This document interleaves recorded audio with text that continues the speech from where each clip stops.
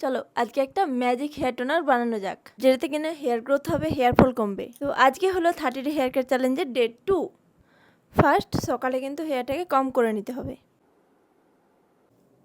তো ভালোভাবে হেয়ারটাকে আঁচড়ে নেবে। আঁচড়ে নেওয়ার পরে যে হেয়ারটা উঠবে সেটা কিন্তু আমার যে হেয়ারটা উঠেছে দেখছো, এটা কিন্তু একেবারেই নর্মাল। চুল আঁচড়ানোর সময় 5 থেকে 7টা হেয়ার স্ট্যান্ড ওঠা স্বাভাবিক, ঠিক আছে।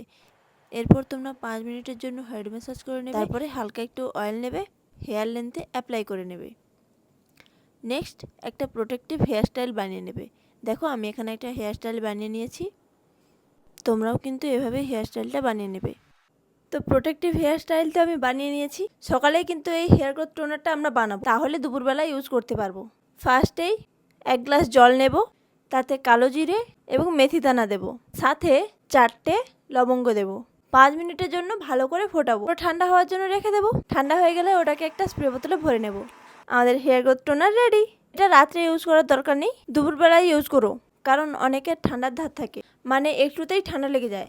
তাদের জন্য বলছি এই দুপুরবেলাতেই ইউজ করে নিও, ভালোভাবে চুলটা শুকিয়ে নিও। এই টোনারটা সবাই ইউজ করতে পারবে, শুধুমাত্র যাদের ড্যান্ড্রাফ আছে তারা হেয়ার ওয়াশ করার আগের দিন এটা ইউজ করে নেবে।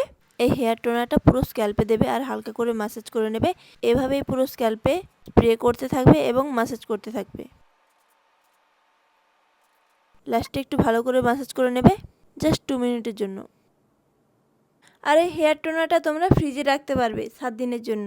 চুলটা শুকিয়ে গেলে একটু বিনুনি করে নেবে, তারপর রাত্রে তো আবার একই রুটিন, চুলটাকে আঁচড়াবে এবং বিনুনি করে নেবে, ব্যাস ঘুমিয়ে পড়বে। তৃতীয় দিনে আমরা হেয়ার অয়েলিং করব।